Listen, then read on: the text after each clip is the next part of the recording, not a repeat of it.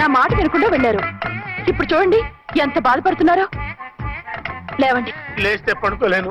నేను పడుకోబెడతానుగా. లేవండి, జ్యూస్ తాగుదురు గాని. ఇప్పటికి 6 సార్లు తాగాను, ఇంకా నా వల్ల కాదు.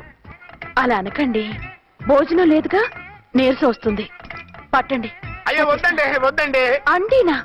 అండి అన్నానండి అనే ఉంటానండి.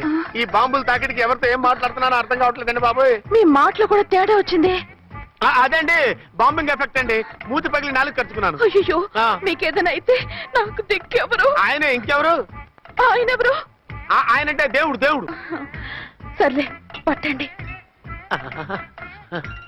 ఏంటలా వణుకుతున్నారు? పైనుంచి కిందకి ఎర్తవుతుంటే వణకుండా ఎలా ఉంటాను? నాకు అసలే సహనం తక్కువ. కాస్త దూరంగా ఉండండి. సారీ అండి. ఇంతటి దానికి సారీ ఎందుకండి? సారీ మార్చుకుని వస్తాను. ఉండండి.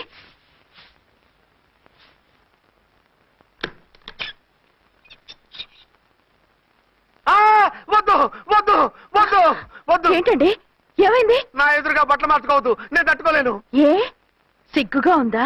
లేదు, భయంగా ఉంది. భయపడ్డా ఎందుకు? నేను అందంగానే ఉంటానుగా. అందుకే భయపడేది. అయ్యో, భయం ఎందుకు? నేనేం పరాయిదాన్ని కానుగా. మీరు ఎలా ప్రొసీడ్ అయిపోతే మా గురువు గారికి నేను అన్యాయం చేయాల్సి వస్తుందండి. గురువా? గురువెవరు? అదేనండి డాక్టర్ గారు. ఈ కట్లిప్పే వరకు నన్ను స్టార్ట్ టీవీ కూడా చూడొద్దన్నారండి. మీరు సైడ్కి వెళ్ళి మార్చుకోండి, లేకపోతే నేను ఎమోషన్ అయిపోతాను. అదా మీ భయం? అయితే ఉండండి. థ్యాంక్స్. అమ్మయ్యా, ఈ గంటకి గండం గట్టెక్కింది నాయనా. ఇలాంటి టైపు సీన్లు ఉన్నాయని తెలిస్తే నేను చచ్చినా వచ్చి ఉండేవాడిని కాదు. పరిస్థితులు ఇలాగే కొనసాగితే నేను కాలు జారటం ఖాయం. దేవుడు, కాలు జారటం ఖాయం.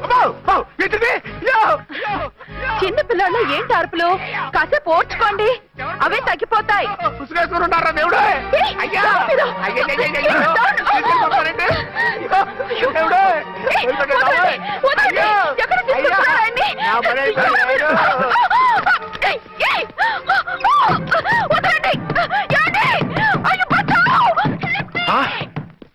ఏంటో కేకలు? ఝాన్సీ గొంతులో ఉందండి. ఓరి నాయనో, ఆ దరిద్రుడు ఝాన్సీని చూసి అటెంప్ట్ ఏమైనా చేసేస్తున్నాడేమో.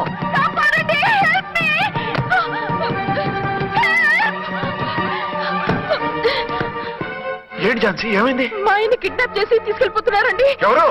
ఏమో తెలియదు, కాపాడండి.